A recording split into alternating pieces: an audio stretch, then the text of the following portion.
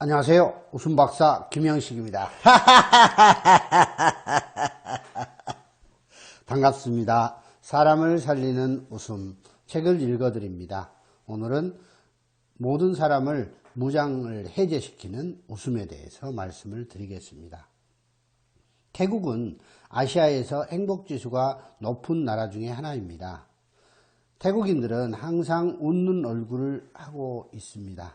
어쩌면 행복지수는 국가 경제 규모와는 무관하다는 생각이 듭니다. 태국은 사회적인 인프라나 소득 면에서 우리나라와 비교적 격차가 있긴 합니다. 그러나 우리나라 사람들보다 행복지수는 더 높은 것 같습니다. 행복지수는 국민 개개인이 자신은 얼마나 행복하다고 생각하는가를 평가하는 것이지요. 자기 스스로에게 묻고 답하는 것이기 때문에 다분히 주관적이라고 할 수가 있겠습니다.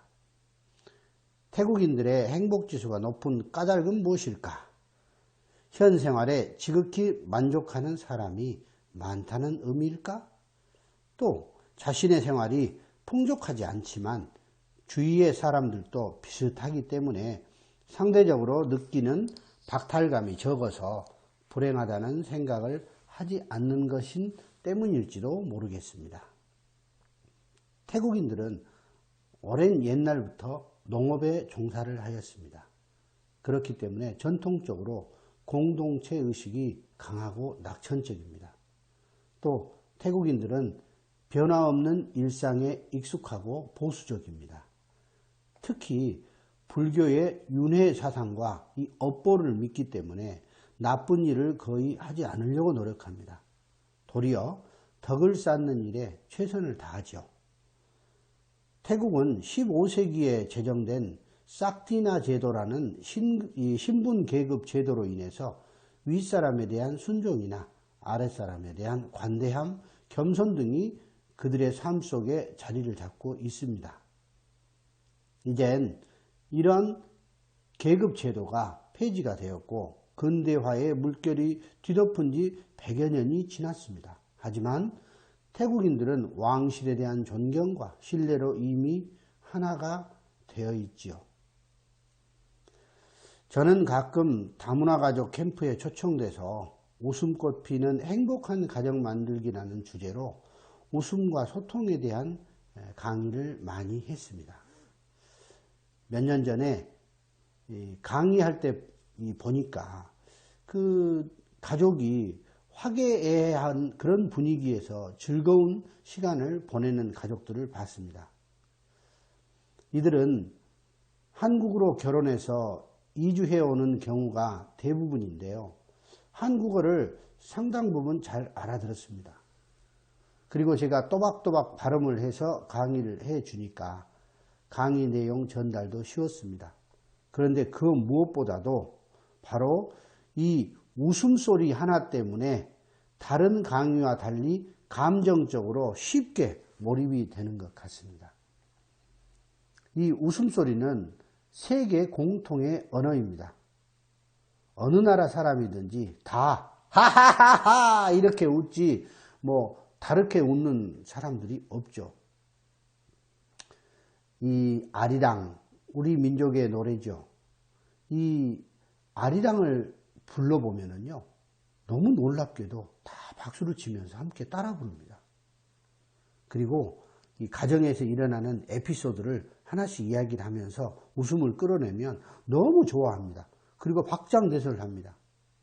그 중에 시어머니 이야기, 남편 이야기를 하면 맞아 하고 박수를 치면서 너무너무 좋아합니다. 그리고 그 부인들께 남편의 무뚝뚝한 얼굴을 웃게 하는 방법을 가르쳐주면 배꼽을 잡고 웃습니다. 특히 그 애기한테 이렇게 웃어주는 방법들을 알려주면 너무 감사해하고 너무 잘 따라합니다.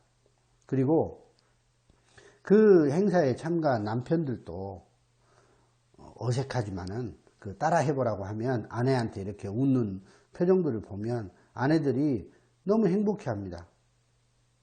또 시골에서 살다 보니까 동네 이장님 방송하는 이야기라든가 하우스에서 오이를 따면서 웃는 그 어머니의 이야기, 또 시어머니 이야기 들으면 밥 먹다가도 소화가 잘 안 된다는 이야기, 뭐 이런 이야기들은 정말 그 느끼는 게 다 똑같은 것 같아요.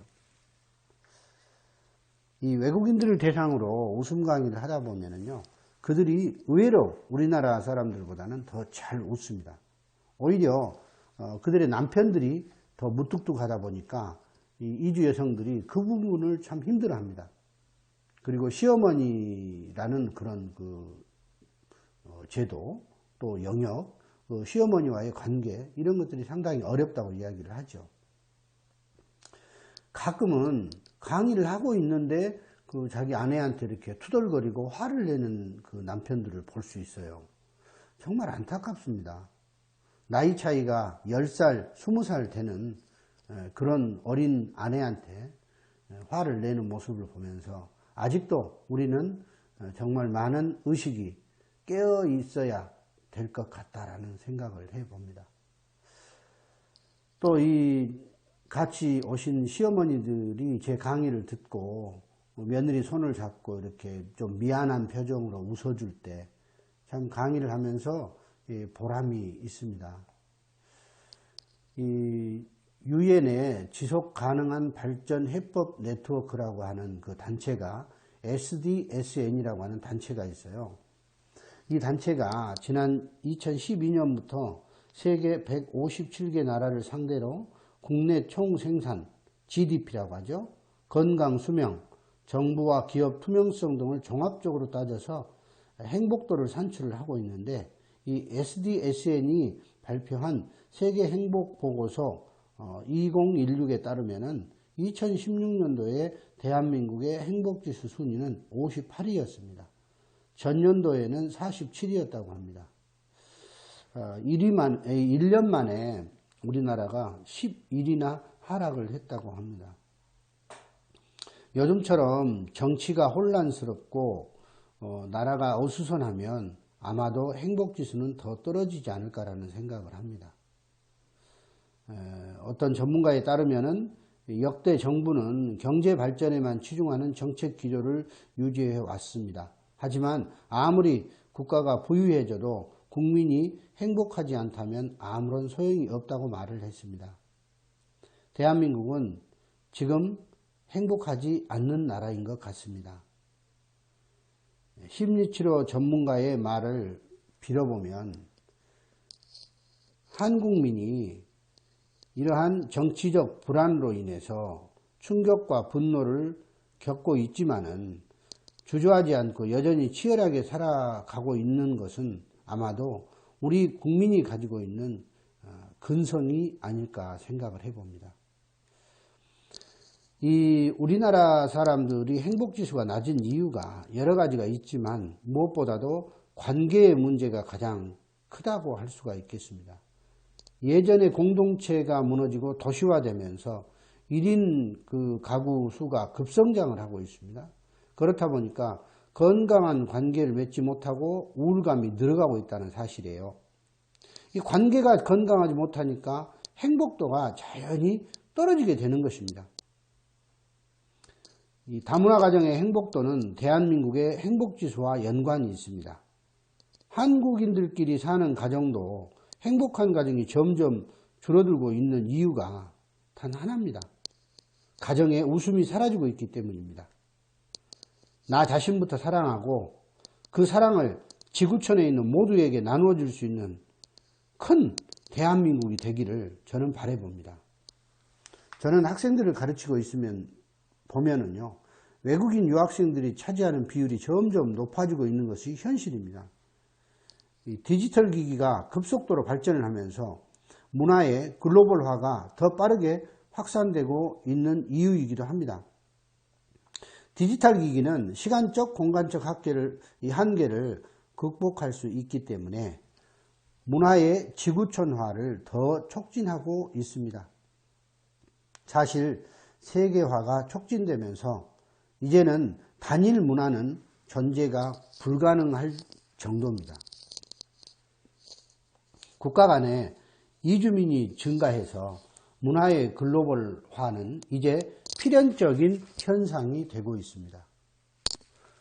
특히 이 대한민국은 단일 민족이라는 순혈주의가 강하지만 20세기 말부터 세계화로 인해서 국제결혼과 외국인의 유입이 증가하여 다문화 가족이 새롭게 조명이 되고 있는 상황이죠. 통계적으로 보면 2020여 년에 지금이죠. 100만 명이 넘을 것으로 예상을 했다고 하니까 이제 우리 주변에서 쉽게 대할 수 있는 그런 모습들인 것입니다. 어떤 한국인이 미국을 방문했습니다. 택시를 탔는데 운전기사가 한국에서 왔느냐고 영어로 물었습니다. 그 사람은 운전기사에게 어떻게 한국 사람인 것을 알았느냐고 물었더니 그 외국인 택시기사가 하는 말이 한국 사람은 택시를 타고 무표정하게 앉아있거나 그렇지 않으면 얼굴을 찡그리고 앉아있거든요 라고 했다는 것입니다. 이 여행가로서 전설적인 인물이었던 김찬삼 씨는 세계 어느 나라를 가든지 항상 웃음으로 무장을 했다고 합니다. 거울을 보면서 웃음과 미소를 연습하고 또 연습한 후에 사람들을 만났다고 합니다. 언어가 통하지 않는 사람들과도 소통할 수 있었던 가장 큰 이유는 웃는 얼굴이었답니다. 웃음은 만국의 공통 언어이기 때문입니다. 저도 외국에 나가면 항상 웃는 얼굴을 하려고 노력을 합니다. 바로 이런 이유가 바로 있기 때문이죠. 인간의 감정은 두 가지가 있습니다. 부정적 감정과 긍정적 감정입니다.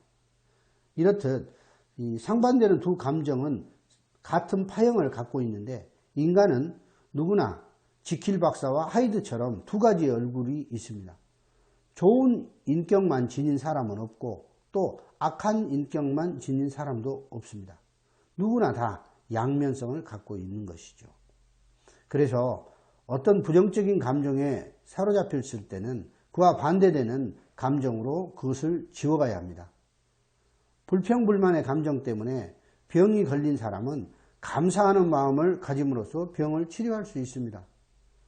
그러나 매번 감사의 마음을 갖기란 쉽지는 않습니다. 이때는 다양한 방법으로 몸과 마음의 병을 치유하는 힐러가 필요한 것입니다.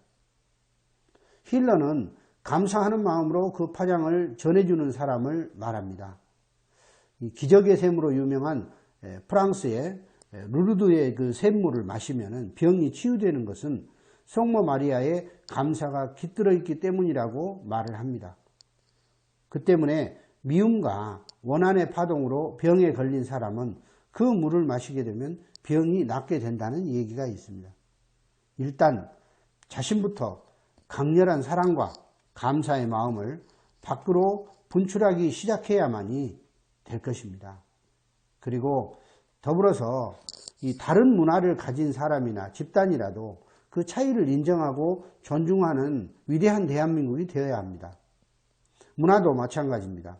글로벌 시대에는 모든 문화의 독특함을 인정하는 성숙한 문화 상대주의적 시선이 필요합니다. 웃음은 만국의 공통 언어입니다. 웃음으로 무장하시고 세계를 향해 나가시는 우리 대한민국이 됐으면 좋겠습니다. 감사합니다.